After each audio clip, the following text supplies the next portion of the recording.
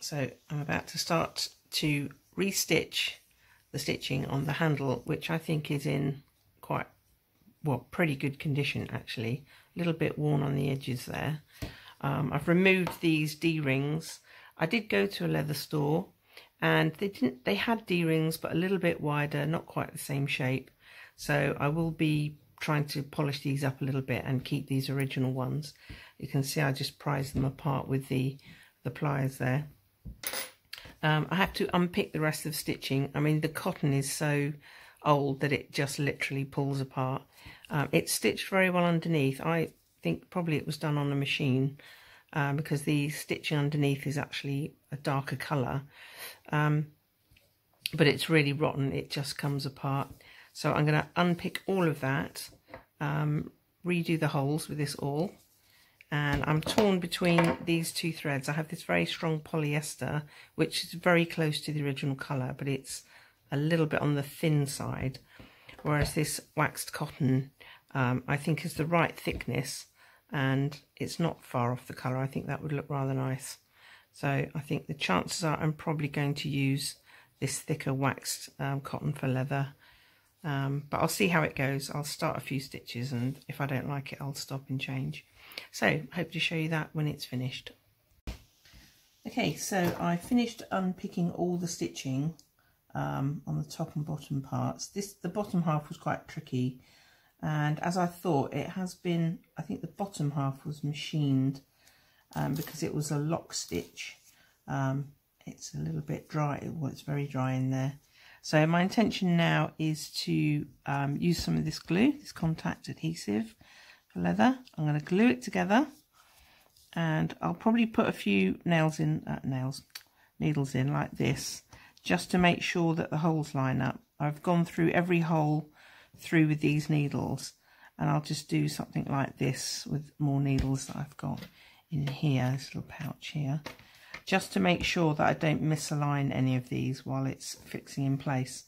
And then I'll glue it and clamp it down for a little bit, and then start saddle stitching it together.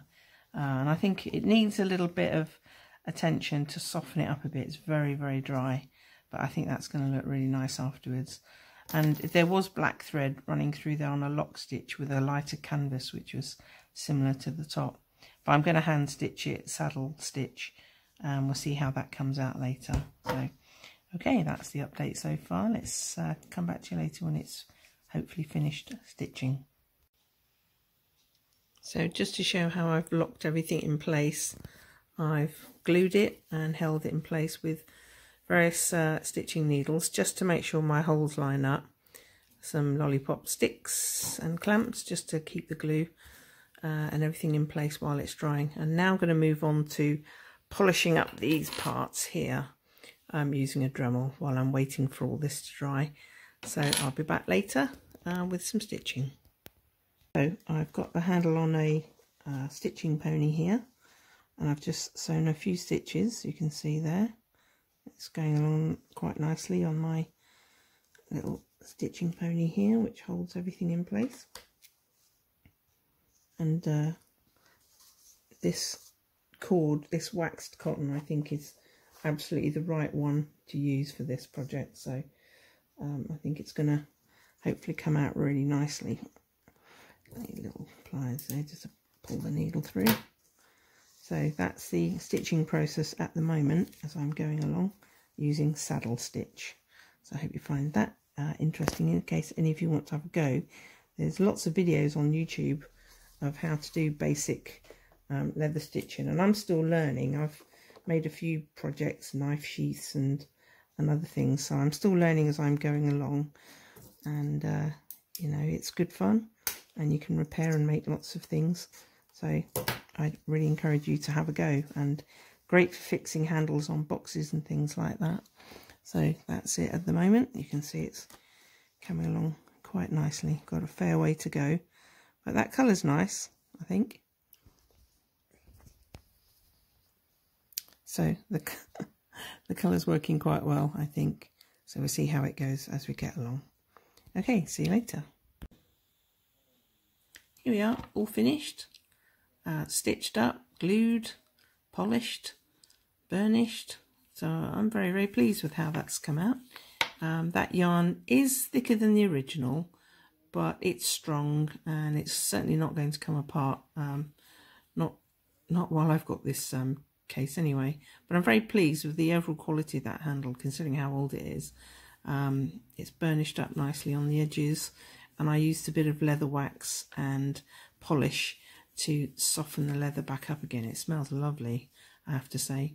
The D-rings aren't perfect. I just had a go at them with a wire brush on the Dremel. Nothing too crazy. There's no surface rust on it, but it's a little bit pitted, but it is what it is, and it's the original, so the main thing is it's not rusty.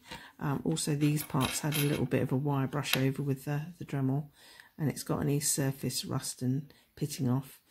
Oh, you know, I would have liked to have replaced it, but quite honestly, if they were brand new, it might have looked a bit much on the case. So yeah, I'm satisfied with how they've come up.